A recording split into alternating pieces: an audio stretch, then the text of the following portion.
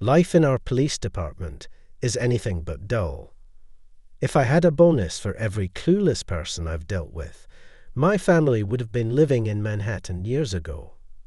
But sadly, after responding to one ridiculous call after another, all I'm left with is a headache. Or, on the rare occasion, a headache and a truly wild story. Our line of work has exposed us to all kinds of cases. There have been times when the most trusted people in someone's life turn out to be the ones committing the most heinous acts, driven by greed, vanity, or just sheer foolishness. We've also seen tears, genuine, heart-wrenching despair, along with a ridiculous hope that those tears could somehow wash away the crime.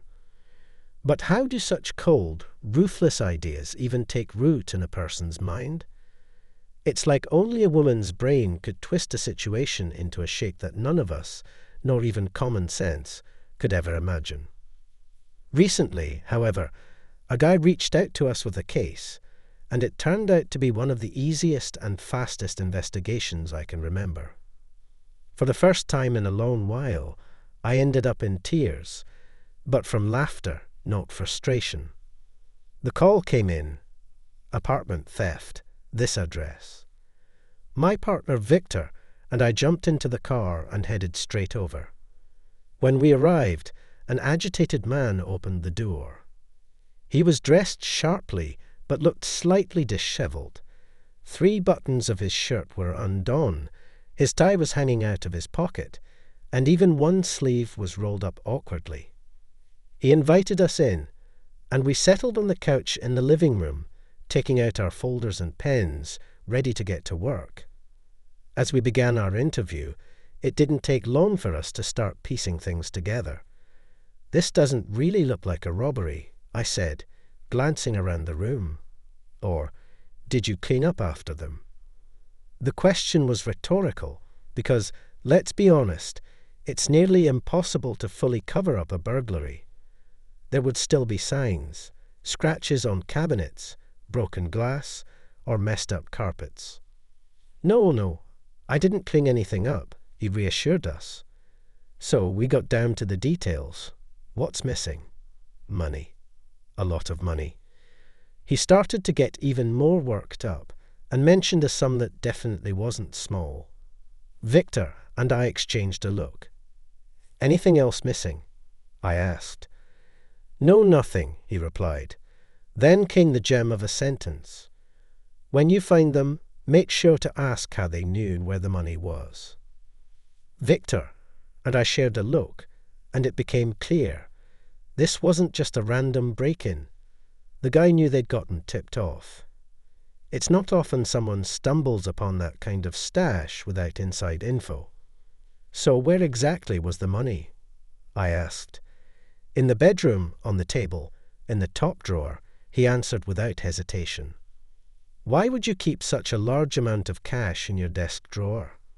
I couldn't help but ask. "Why not split it up? Why not put it in the bank?" He just shrugged and began to play his angle. "So when will you find them?" Victor and I get that question all the time, so we just repeat, almost mechanically, "We'll do everything we can." But this guy wasn't having it. No, you don't understand. I need them back by the 10th. Can you make that happen?" We were a bit taken aback, but kept our cool. "Well, it all depends on how experienced the thief is and how much they've already spent," Victor replied, trying to be diplomatic. "No, you don't get it. I'm telling you, they're pros, so find them quickly. And whatever they've already spent, who's going to cover that? The police? The bank?" And that's when we really started to get confused. This guy clearly wasn't a child, yet he had some seriously strange questions. The first impression we had of this guy being a reasonable individual was quickly shattered, like a wave crashing on rocks.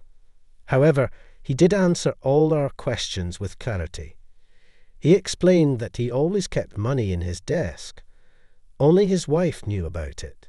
No one else had a clue. He had returned from a business trip, intended to top up his stash, and found the drawer empty. There were no signs of forced entry. Everything was just as it should have been.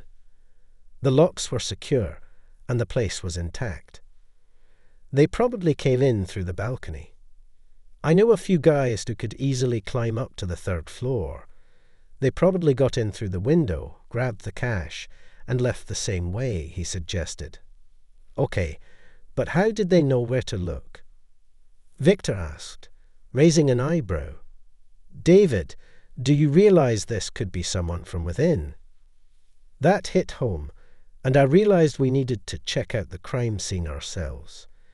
We walked toward the bedroom. Where's your desk? I asked. Over there, he pointed. We entered the bedroom. It was a well-furnished room, cozy, but with a distinct vintage flavor.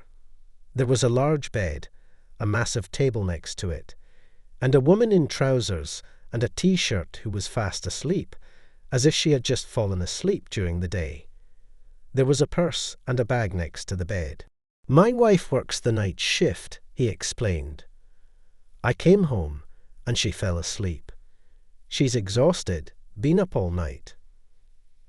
I sniffed the air and immediately noticed the faint smell of alcohol.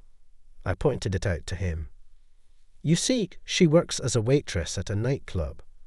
She was breathing in fumes from the glasses all night. That's where the smell's from. He quickly defended. Victor and I exchanged another look. Again. So you're saying your wife's the only one who knew where the money was? I pressed. Yes, just her. So none of her friends could have known about it. At that point, we knew the conversation was about to get complicated. This guy's logic seemed completely off. Could it be that your wife took the money and just forgot to tell you? Come on now. She works hard, and I give her everything she needs. Whatever she asks for, Victor interrupted, cutting to the heart of it.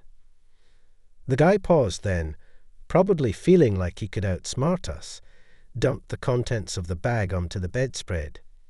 Take a look for yourselves, he urged. We glanced over it. No money. All right, let's check your personal pockets then, I suggested. No need for that. I think we've seen enough, Victor said thoughtfully, as he gently pushed items aside on the bedspread with the back of his pen. By the way, do you have any loans right now? He asked casually. No, I don't take loans. Never have. My father always taught me it's better to make do than to pay double later, he said proudly. I raised an eyebrow, but then Victor pulled something odd from the bedspread, a handkerchief with a strange piece of paper wrapped inside. What's this? I asked, noticing the suspicious look on his face. The guy quickly tried to dismiss it. It's just a receipt, from a bank terminal or something. Victor wasn't buying it.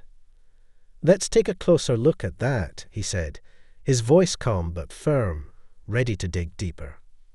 Who made the deposit? My partner asked, pointing to a line on the receipt. Well, that would be my wife, the guy said, nodding as he read it. Good. And the amount?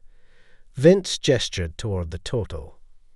Oh, that was almost all there was, that's right, said the man, instinctively reaching for the table, probably trying to stay on his feet. That's great. And who is this guy? He pointed to another line. The man read the name aloud and then, almost in a fit, shouted, That's it. It's her ex. Vince leaned in, whispering to me, What do we do now? Money's joint property, right? I asked, trying to piece things together.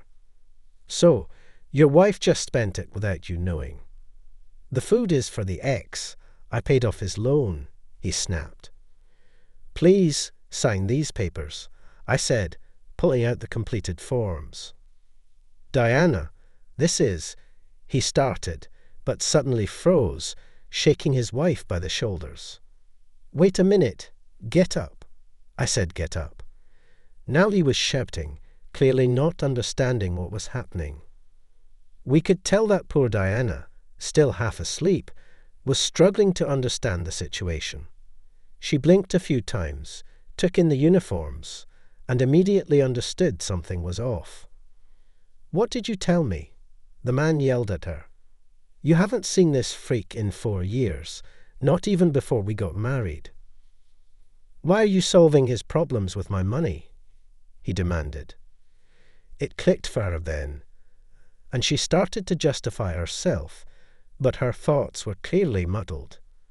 The alcohol hadn't worn off completely, and she was rattled. "He blackmailed me. What was I supposed to do?" "So, he was blackmailing you?" I asked. "With what?" Victor insisted. She paused, as if she was having trouble finding the words. "He said we were having a secret affair." "But he won't tell you."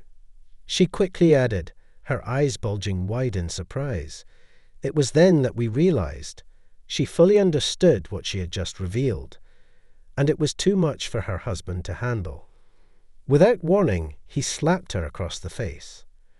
We jumped in to stop him, holding his arms back while trying to slide the papers in front of him.